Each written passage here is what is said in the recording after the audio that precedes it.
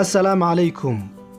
daawade haddii aad haysato toon iyo malab isla markaana aad isku darsato iskuna khamiiriso ogsoonow markaa waxaad haysataa jeermis dila heer sare ah sidaa daraaddeed toonta iyo malabka waxa ay ka mid yihiin geeda daaweedyada ay cilmi baarayaashu waxtarkooda caafimaad isku waafaqeen waana geeda cuntada lagu darsado sidoodana waaba loo cuni karaa haddaba maanta waxaynu soo bandhigaynaa waxtarka iyo faa'iidooyinka caafimaad ee toonta iyo malabka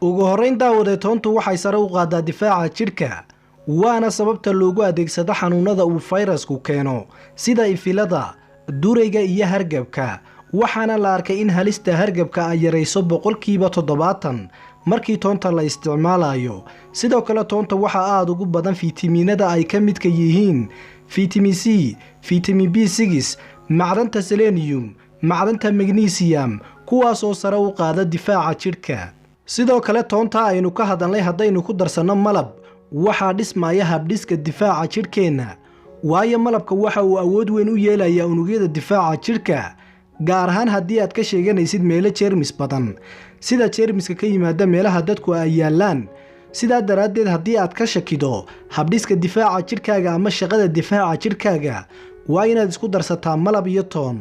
dhinaca kale toontu waxay caawisaa habdhiska dheefshiidka waayo toontu waxay nidaamisaa shaqada caloosha si ay sare ugu qaado dheefshiidka iyo burburinta cuntada toontu waxay sidoo kale beerka ka caawisaa inuu jidhka ka sii daayo sunta iyadoo sidoo kalena beerka ka ilaalisa inay waxyeello soo gaadho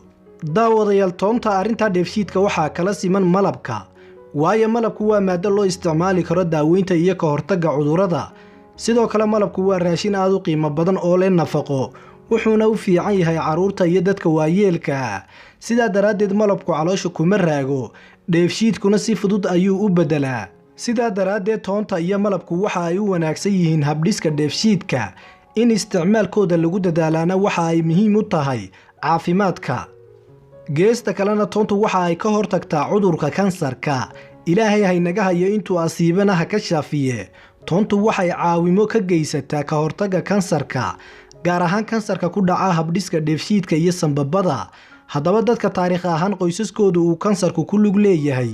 waxaa lagula talinayaa inay si joogta u cunaan toonta si ay hoos u dhigaan khatarta ay ugu jiraan noocyo badan oo cudurka kansarka ah sidoo kalena malabka waxaa loo adeegsadaa daaweynta cudurka kansarka waxaana ku jira maadooyin alle ku abuuray oo u fiican daaweynta cudurka kansarka kuwaasoo tayo wanaagsan leh